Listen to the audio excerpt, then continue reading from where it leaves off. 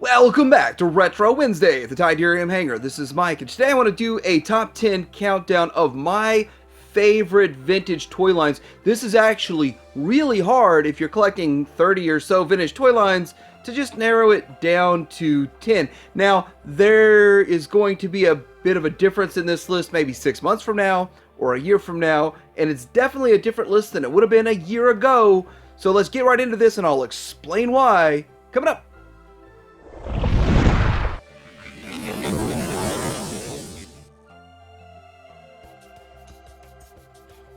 Okay, so starting out with number 10 on the list is Cops and Crooks.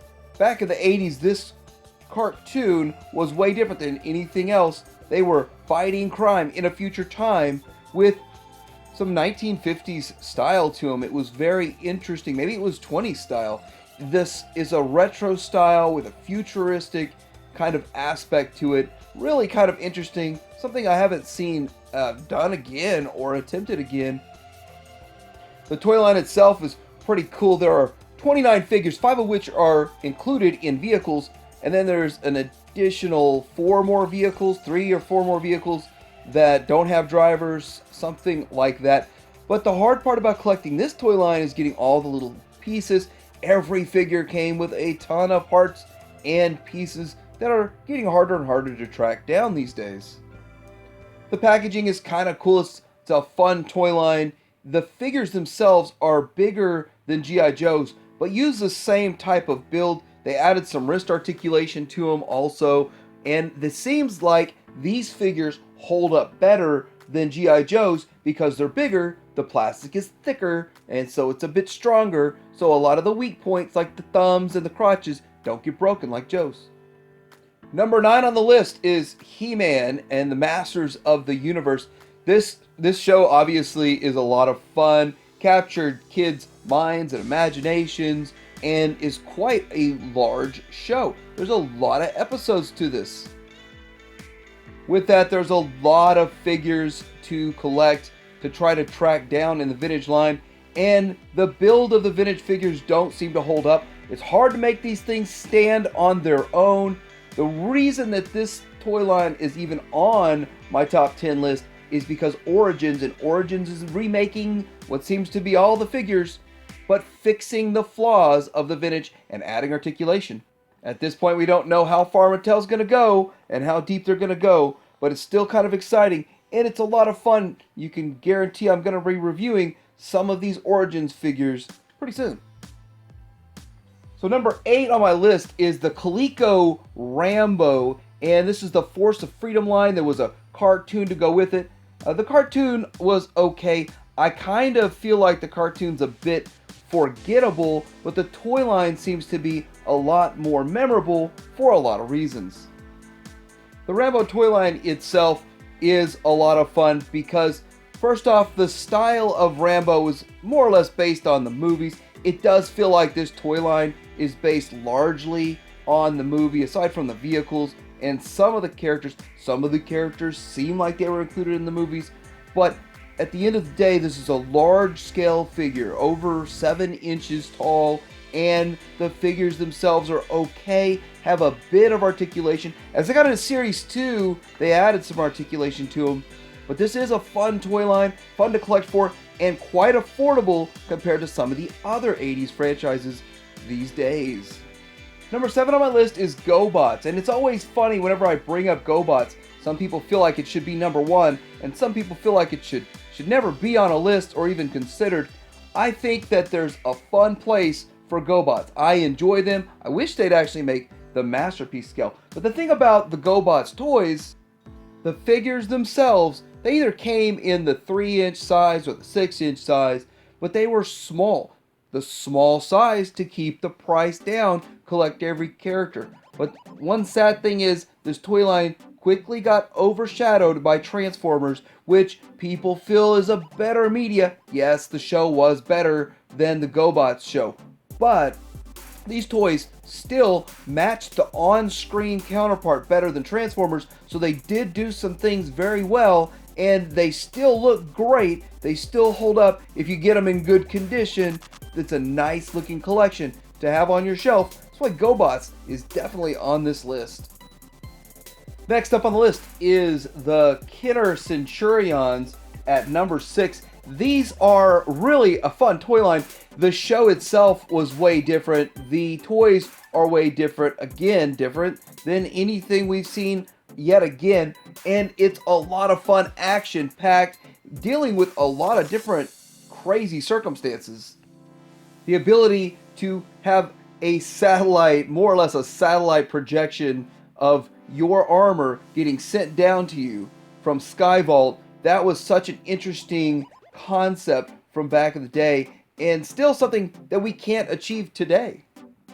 The toys themselves are really awesome.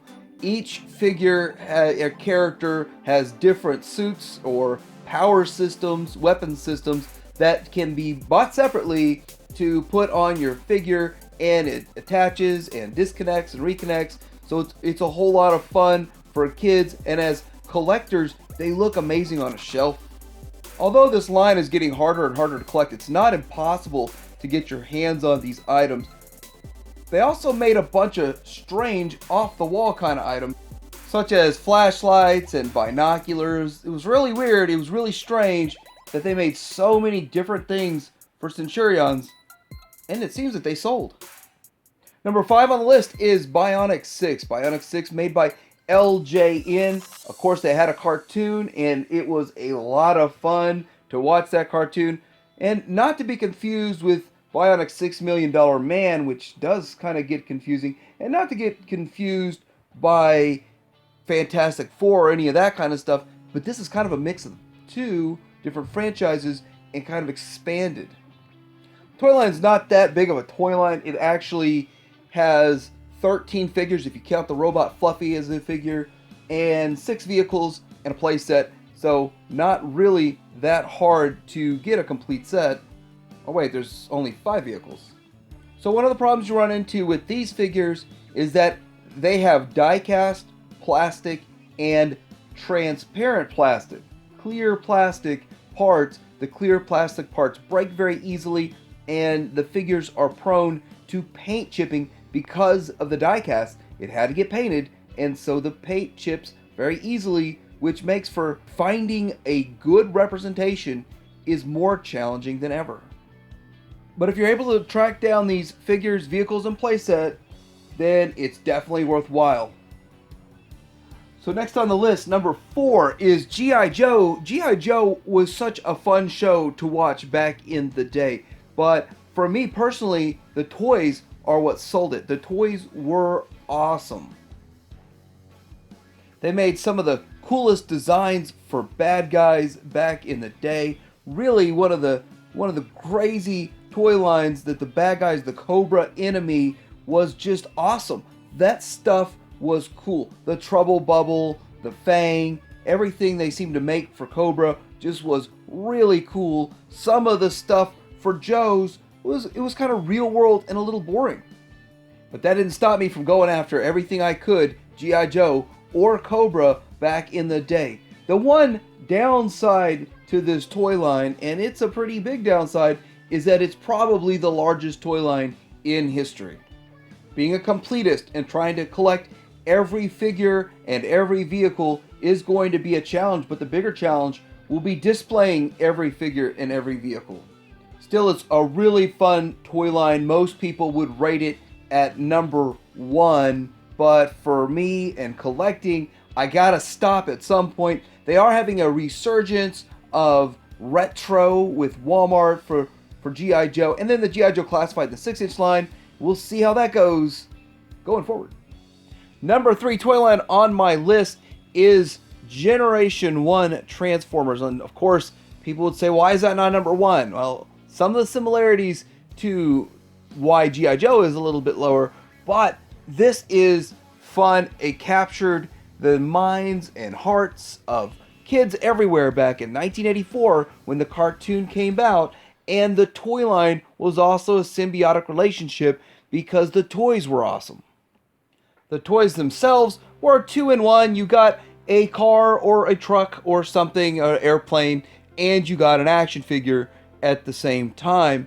But it was a bit of a higher price point back in the day. Collecting these today, getting them in good condition with all of the parts and pieces is, of course, the challenge. But isn't that always the challenge?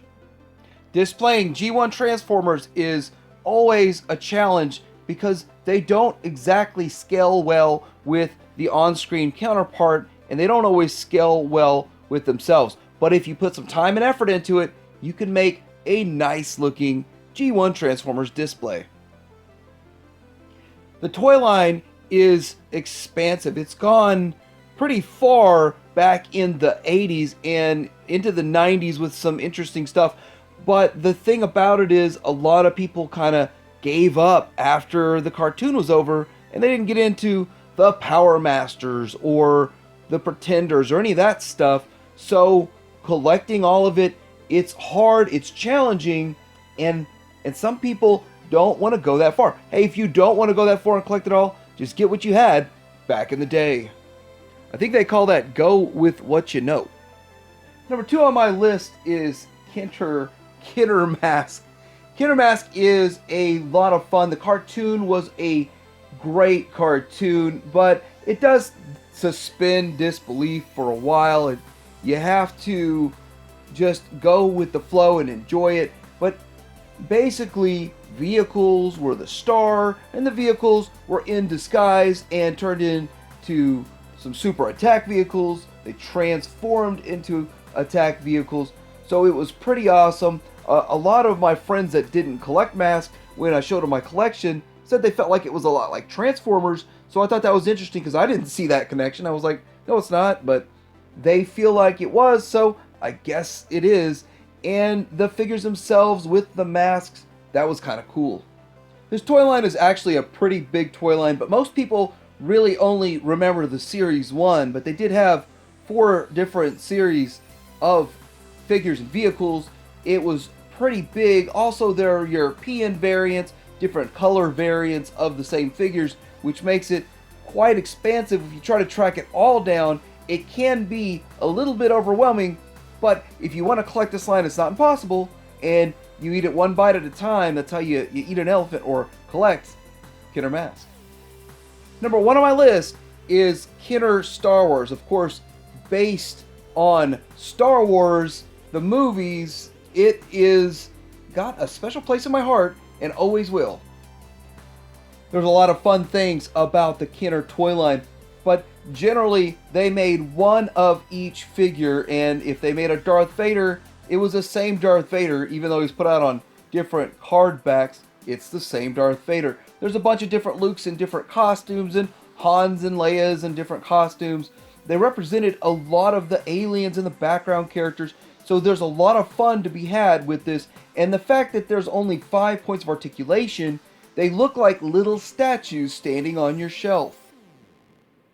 Vintage Kidder Star Wars is it's a large toy line. 8 years, lots of vehicles, lots of figures. There's a lot to collect, and it can take you a long time. But the thing about it is, it's one of those that I'm always going to enjoy. I'm always going to enjoy the vintage Star Wars. Even if what they're doing in the modern Star Wars doesn't intrigue me, I'm always intrigued with what happened from 1977 to 1985 with Star Wars. When Star Wars was good, no, Star Wars was great.